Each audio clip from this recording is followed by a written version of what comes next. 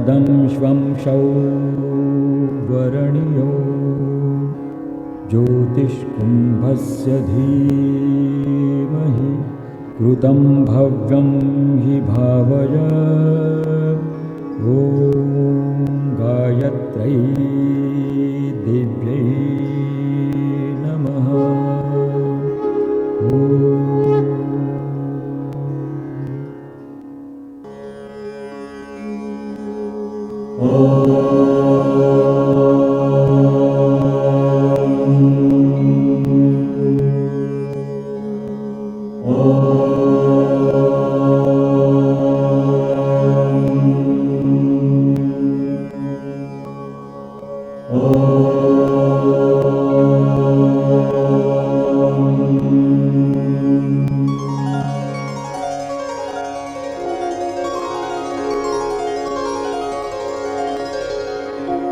वक्रतुंड महाकाय सूर्यकोटि समप्रभ निर्विघ्नं कुरु मे देव सर्वकार्येषु सर्वदा।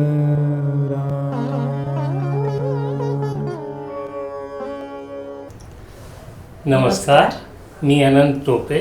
मी संजीवनी टोपे. आपणा सर्वांचं यावर्षीच्या गणपती बाप्पाच्या सेलिब्रेशनमध्ये पुन्हा एकदा सुस्वागतम. दरवर्षीप्रमाणे यावर्षीसुद्धा आम्ही थीम बेस्ड बाप्पाचं सेलिब्रेशन ठरवलेलं आहे. या वर्षीच्या थीममध्ये आम्ही जलसाक्षरता हा विषय घेतला आहे. आज ह्या कार्यक्रमाद्वारे आम्हाला जे कम्युनिकेट करायचं आहे ते करायचा प्रयत्न केला आणि त्याचा दर्जा हा वाढवायचा आमचा एक साधा प्रयास आहे. तो तुम्ही गोड मानून घ्याल आणि त्याला ॲप्रिशिएट कराल. धन्यवाद. दरवर्षी गणेश उत्सवात आम्ही एक विषय घेऊन त्याप्रमाणे आमच्या गणपतीची आरास करत असतो. ह्या वर्षीचा आमचा विषय आहे जलसाक्षरता म्हणजे वॉटर लिटरसी.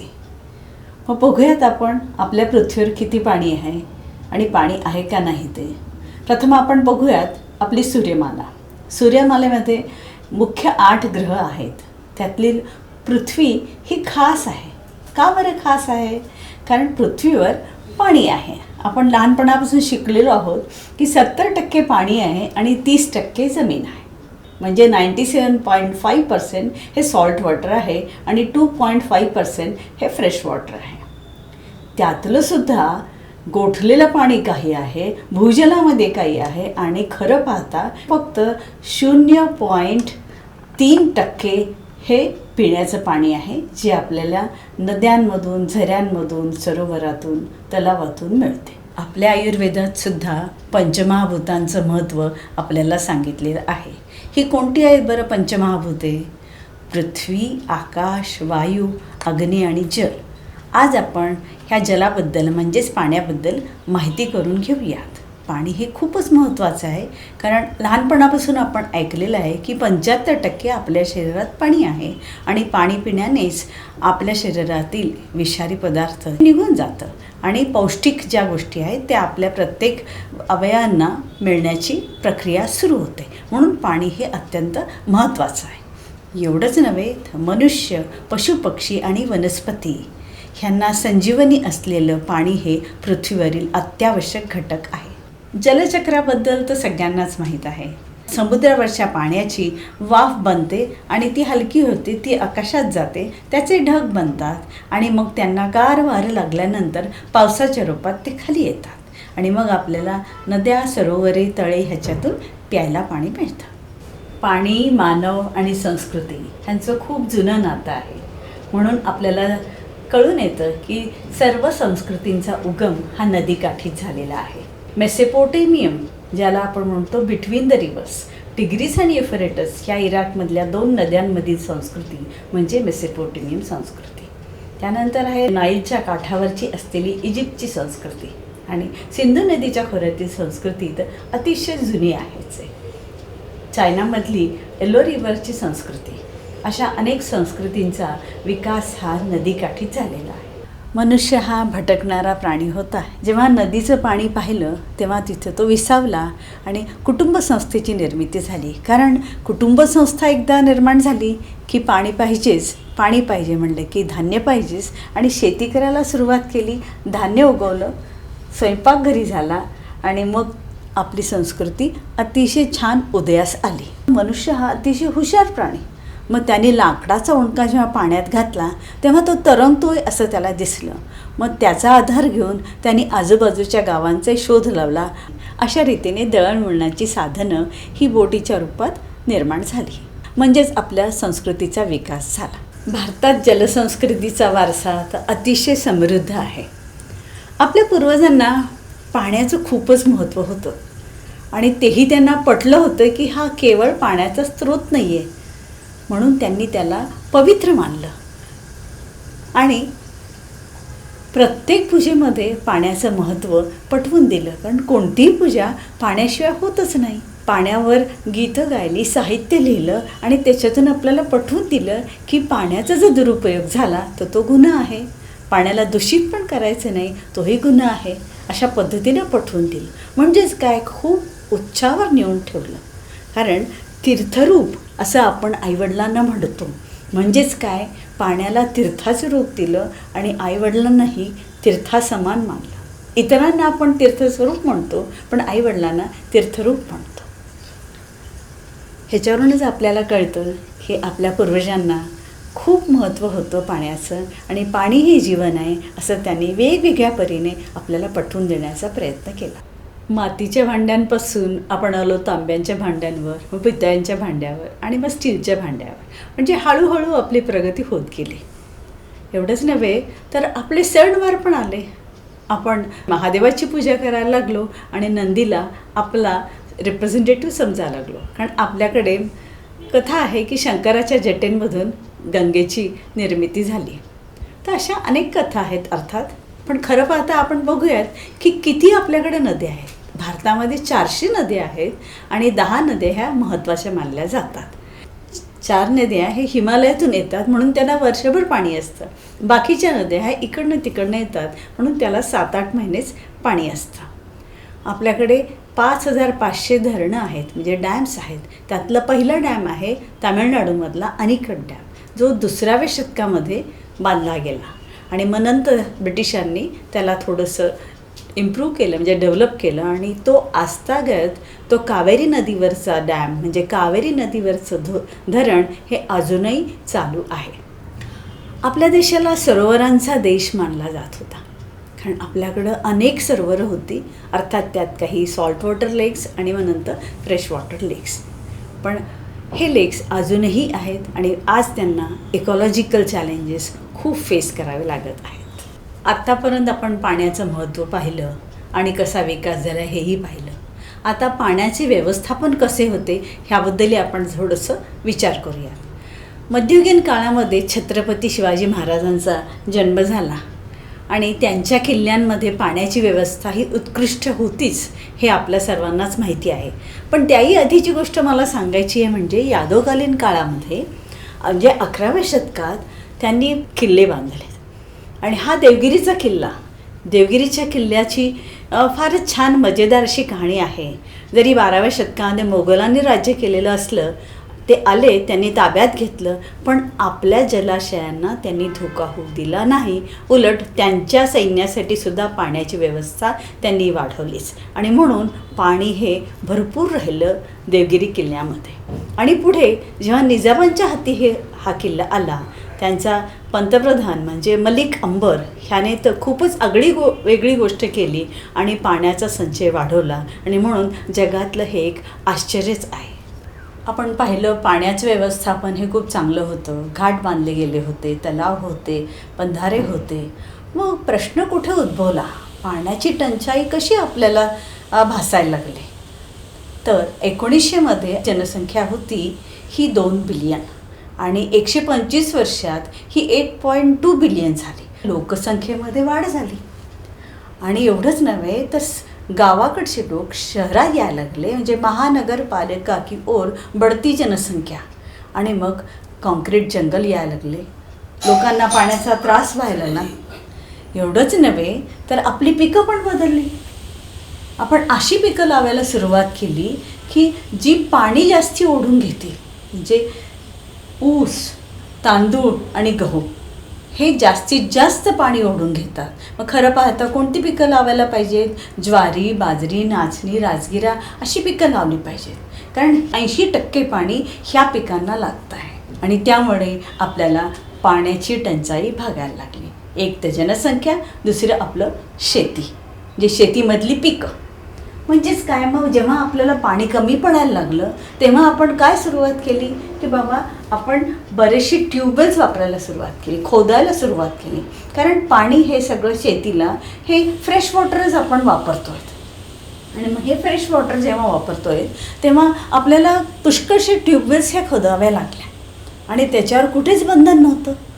आणि त्यामुळे भारत हा पहिला देश आहे सर्व जगांमध्ये ज्यांनी भूजलाचा जास्तीत जास्त वापर केला आहे. जे ground water we have extracted so much. आणि त्यामुळे आज आपल्याकडे अनेक राज्यांमध्ये पाणी हे खाली कमी झालेलं आहे. आणि हा मोठा प्रश्न आता आलेला आहे. त्यामुळे लोकांना पाणी हे जपून वापरावं लागतं. अर्थात ह्याच्यावर उपाय तर आहेतच. आपण रोज आपल्या रोजच्या जीवनामधलं पाणी जे आपण वापरतो हे आपण खूप कमी केलं पाहिजे. त्याचं काटकसरीनं वापर झाला पाहिजे. त्याच्यानंतर ठिकठिकाणचं पाणी जे पाऊस जेव्हा पडतो म्हणजे रेन वॉटर हार्वेस्टिंग झालं पाहिजे. आपण ज्या अपार्टमेंट्समध्ये राहतो तिथलं सांडपाण्याला ट्रीटमेंट दिली गेली पाहिजे, त्याचा वापर झाला पाहिजे. आणि मुख्य म्हणजे घराघरामधून आज फिल्टर लावलेले, आरो लावलेले आहेत, त्यातलं जे आहे 70% पाणी हे वाया जातं. तर कृपया हे पाणी कोणीही वाया घालवू नये, त्या पाण्याचा सदुपयोग करून घ्यावा. पाणी टंचाईबद्दल आज जर आपण विचार केला नाही तर फार गंभीर समस्या उभी राहील आपल्या सर्वांसमोरच. पाण्यावर युद्ध होण्याची पण शक्यता आहे असं काही बोललं जातं. आज आपण बघतोय की वॉटर टँकरसाठी लोक अगदी वाट बघत आहेत, शाळा कॉलेज विसरून जात आहेत किंवा जाऊ शकत नाहीत आणि खूप दूरवर जाऊन त्यांना पाणी आणावं लागतं आहे. त्याचा परिणाम स्त्रियांच्या तब्येतीवर पण होत आहे. तर अर्थात त्याला बरेचसे सोल्युशन्स आहेत. उदाहरण घ्यायचं झालं तर आपण इस्रायलचं उदाहरण घेऊत. छोटासा देश, पाऊसही कमी पडतो पण पाण्याचं व्यवस्थापन अतिशय उत्कृष्ट आहे. ती पद्धत कोणती? तर ड्रिप इरिगेशन. त्यांनी जगालाही खरं तर ह्याची माहिती दिली आणि आपण जर ह्याचा अवलंब केला, म्हणजे आपण सुरुवात केलीच आहे पण बऱ्याच मोठ्या प्रमाणात ह्याचा अवलंब झाला पाहिजे म्हणजे आपल्याकडचं पाणी वाचेल. आणि जर आता त्याचा अपयोग आपण केला नाही आणि योग्य पद्धतीने पाण्याचं सिंचन केलं तर आपल्याकडची शेती पण सुधरू शकते आणि आपल्या लोकांना पाणी पण मिळू शकतं. त्याच्यावर दुसरा एक उपाय आपल्याकडे बऱ्याच जणांनी सुचवलेला आहे, तो म्हणजे पाणी थांबवा आणि जिरवा. म्हणजे पाणी वाचवावं, म्हणजे काटकसर तर केलीच पाहिजे पण त्या पाण्याला, येणाऱ्या वाहत्या पाण्याला थांबवलं पाहिजे आणि जिरवलं पाहिजे. आणि तशा ठिकाणीच जेव्हा आपण जर पिकं काढू तर ती पिकं पण वाहून जाणार नाहीत. त्याचबरोबर आपल्या रोजच्या जीवनामध्ये आपण जर काटकसर केली तर आपण बऱ्याच अर्थी आपला प्रश्न सोडवू शकतो. मग आता एवढंच नाही आहे तर जे पाणी उपलब्ध आहे ते सुद्धा आपण प्रदूषित करत आहोत. आणि मग ह्या प्रदूषणामुळे आपल्याकडे ही परिस्थिती आहे की 75% पाणी हे पिण्यालायक राहिलेलं नाही. म्हणजे आज आपण पुण्यामधल्या मुथा नदीकडे जर पाहायला गेलो तर आपल्याला दिसून येतं की आपण ते पाणी सहजासहजी तोंडात घालू शकत नाही. असं कुठलंच भारतामध्ये ठिकाण नाही आहे की जिथे आपण जाऊन ते डायरेक्ट पाणी आपण पिऊ शकतो. म्हणजे इतकं आपण प्रदूषित केलेलं आहे. ह्याची कारणं काय असतील बरं? तर शहरीकरण आहे, औद्योगिकरण आहे आणि सांडपाणी, म्हणजे डोमेस्टिक यूजमधलं वेस्टेज जे आहे ते पाणी, इंडस्ट्रीयल पाणी म्हणजे इंडस्ट्रीयल वेस्ट आणि शेतीचं जे पाणी आहे हे सगळं डायरेक्ट नद्यांमध्ये उतरलं जातं आणि मग ते पाणी प्रदूषित होऊन आपल्याकडे येतं. मिलियन लोकांना पाणीच अवेलेबल नाही आहे. ज्यांना अवेलेबल आहे त्याच्यामध्ये फ्लोराईड आहे आणि ज्यांच्याकडे प्युरिफाय करून हे पाणी पिलं जात नाही त्यामुळे 21% लोकांना पाण्याचेच दुखणे येतात. मग आपण इंद्रायणीचंच उदाहरण घेऊयात ना. आपले वारकरी इतक्या भक्तिभावनेने वारीला जातात आणि ह्या इंद्रायणीचा उगम लोणावळ्यात होतो. लोण्याहून ती येते, मग तिला भीमा आणि चंद्रभागा ह्या भेटतात. पण येताना सगळीकडं बरेचसे वारकरी त्याचा दुरुपयोगही करतात आणि चिखली या भागातून जो काही इंडस्ट्रियल वेस्ट ह्या पाण्यामध्ये उतरतो, त्यामुळे आमचे वारकरी जेव्हा हे पाणी पितात तेव्हा निश्चितच दुखण्यांना आव्हान देतात. आणि मग आपल्या मुलांसाठी, येणाऱ्या पिढीसाठी आपण असं दूषित पाणी ठेवणार आहोत का? एवढंच नव्हे, आपण गंगाला गंगामय्या म्हणतो, पण गंगेला आपण खूप प्रदूषित करून ठेवलेलं आहे. कारण आपल्या काही चांगल्या चालीरीती आहेत, तर काही वाईटही चालीरीती आहेत, किंवा ज्या समाजाला नुकसान पोहोचणाऱ्या, माणसाला नुकसान पोहोचणाऱ्या अशा काही चालीरीती आहेत. उदाहरणार्थ, सणवार संपले की आपण फुलं, त्या मूर्त्या पाण्यात विसर्जित करतो. एवढंच नव्हे, तर आपल्या अस्थी आपण ह्या पाण्यात विसर्जित करतो आणि त्यामुळे पाणी हे अतिशय दूषित करत आहोत. जेव्हा आम्ही दुसऱ्या देशातल्या नद्या बघतो तेव्हा असं वाटतं, आमच्याकडे इतक्या पवित्र नद्या असून का बरं आपण त्यांना छान असं ठेवू शकत नाहीत? का बरं आपण त्यांचा आदर करत नाही? खरं पाहिलं वेदांमध्ये सांगितलं आहे की आपल्या नद्यांना दूषित करणं हा एक फार मोठा गुन्हा आहे. आणि ठिकठिकाणी प्लास्टिकचा वापर होतो आहे. प्लास्टिकच्या बाटल्यांमधून आपण पाणी पितो आहे आणि येणाऱ्या पिढीसमोर आपण प्लास्टिकचं पाणी जर समोर ठेवणार असू तर समुद्रसुद्धा आज प्लास्टिकनीच भरला जाईल अशी परिस्थिती आपल्यावर येत आहे. आपण बघतो की राजेंद्र सिंग, ज्यांना मेघाससी अवॉर्ड मिळाले आणि ज्यांना आपण वॉटरमॅन ऑफ इंडिया म्हणतो, त्यांनी राजस्थानमध्ये बरंच कार्य केलेलं आहे. राजस्थान हा प्रांत अतिशय वाळवंट प्रांत झालेला आहे आणि तेथे खूप आधीच्या राजेलोकांनी तळे बांधलेले आहे. कारण त्यांना ही दूरदृष्टी होती आणि त्यांनी बराच विचार केला होता. म्हणून त्यांच्या प्रत्येक घरांमधून आपल्याला दिसून येतं की टाक्या आहेत आणि पाण्याचं ऑडिट केलं जातं. म्हणजे माणूस पैशावर प्रेम करतो पण पाण्यावर प्रेम करत नाही. पण राजस्थानमधील माणूस हा पाण्यावर प्रेम करतो, पाण्याचं ऑडिट करतो आणि म्हणून बरंचसं पाणी साचवण्याचा प्रयत्नही करतो. तर राजेंद्र सिंग यांनी काय केलं बाबा? त्यांनी आपल्या 4 मित्रांना गोळा केलं आणि त्यांची तळी जी सुकलेली होती त्या तळ्यांना स्वच्छ करण्याचा प्रयत्न केला आणि त्यामुळे त्यातले आतून येणारे झरे जे आहेत हे वाहायला लागले आणि ती तळी भरायला लागली. इतकं आश्चर्य झालं आणि म्हणून मग तिथल्या बायका आनंदाने गाणी गात आहेत. कारण ज्या बायका अतिशय लाईन लावून थांबत होत्या, वॉटर टँकरसाठी वाट बघत होत्या, त्या आता नाचतायत, गाणी म्हणतायत. पण एवढंसं पुरे नाही आहे ना. एका व्यक्तीने काम करून पुरे नाही आहे ना. खूप जणांनी हे कार्य केलं पाहिजे. तरच जेव्हा आपल्या सगळ्यांचा हातभार लागेल तेव्हाच आपण हा प्रश्न सोडवू शकू. अर्थात कार्य करणाऱ्या खूप संस्था आहेत, खूप लोक आहेत, पण तरीही अजून प्रश्न हा गंभीर आहे. प्रत्येकाचं कॉन्ट्रीब्युशन हे खूप महत्त्वाचं आहे. जेव्हा आपण बघतो की 2040मध्ये अशी आपण न्यूज बघतो की काही प्रांतांमध्ये, काही देशांमध्ये पाण्याची इतकी टंचाई राहणार आहे की पाणीच तिथे राहणार नाही. मग अशा वेळेस माणूस, मी सुरुवातीला म्हणलं की माणूस हा अतिशय हुशार प्राणी आहे आणि म्हणून मार्ग पण हुडकून काढले आहेत. सिंगापूर या देशाचं उदाहरण घ्यायचं झालं तर त्यांची नदी ही अतिशय दूषित होती, पण तिला त्यांनी अतिशय स्वच्छ केलं आहे. त्यांचा मलेशियावर करार झाला आहे आणि मलेशियामधून ते पाणी विकत आणत आहेत. प्रत्येक वस्तूवर त्यांनी पाण्याची माहिती दिलेली की पाणी कसं आम्ही स्वच्छ करतो आणि हे पाणी कसं पिण्यालायक आहे आणि प्रत्येक वस्तूसाठी किती पाणी लागतं ह्याचा पण हिशोब लिहिलेला आहे. म्हणजे लोकांनी पाण्याचा वापर जपून करावा हे ठिकठिकाणी सांगितलं जात आहे. तसंच आपण हे काही करायला पाहिजे. आणि मिडल ईस्ट म्हणजे दुबईसारख्या काही देशांमधून आज खाऱ्या पाण्याला गोडं करण्याची व्यवस्था त्यांनी केलेली आहे. अर्थात हे खूप महाग आहे, it's very expensive, but they are trying their best. हे एवढंच नव्हे तर झाडं पण लावली पाहिजेत. जर झाडं आपण लावली नाहीत तर पृथ्वी गरम होऊ शकते आणि आपला बर्फ वितळून आपल्याकडे समुद्रातून पूर पण येऊ शकतो. आज आपण पाणी किती आहे, पाणी किती होतं, त्याचा वापर किती होतो आहे, त्याची उपलब्धता किती आहे, त्याचा किती काटकसरीने वापर होत आहे आणि कोणत्या कोणत्या पद्धती आपण अवलंबिल्या आहेत आणि हे पाणी प्रदूषित न करणे ही आपली सगळ्यांची नैतिक जिम्मेदारी आहे. असं जेव्हा आपण समजतो तेव्हा आपण म्हणू की आपण जलसाक्षर झालो. आत्तापर्यंत मी तुम्हाला जे सांगितलं त्याचं सार ह्या भारुडात आहे. अली अली हो भागाबाई तिला जलसाक्षरता नाही. अली अली हो भागाबाई तिला जलसाक्षरता नाही. भागाबाई बनू पाहते चांगली गृहिणी, पाहुण्यांना घरच्यांना देते पेले भरभरून पाणी. सगळे घेती घोटभर उरते खूप पाणी. टाकून देते भागा मग उरले सगळे पाणी. आली आली हो भागाबाई. भागाबाई रोजच भरते खूप पाणी. घागरी कशा पिपे आणि एखादी बरणी. सकाळी म्हणते शिळे झाले पाणी. ओतून देते सगळे भरते रोज ताजे पाणी. आली आली हो भागाबाई. भागाबाई धुते रोज खूप धुणी. नळ सोडून घासते खळबळते झणी. घासून भांड्यांना खूप चमक आणि पण तासभर नळातून वाहवते हो पाणी. आली आली हो भागाबाई. भागाबाईला अंघोळीला स्वच्छच नाणी.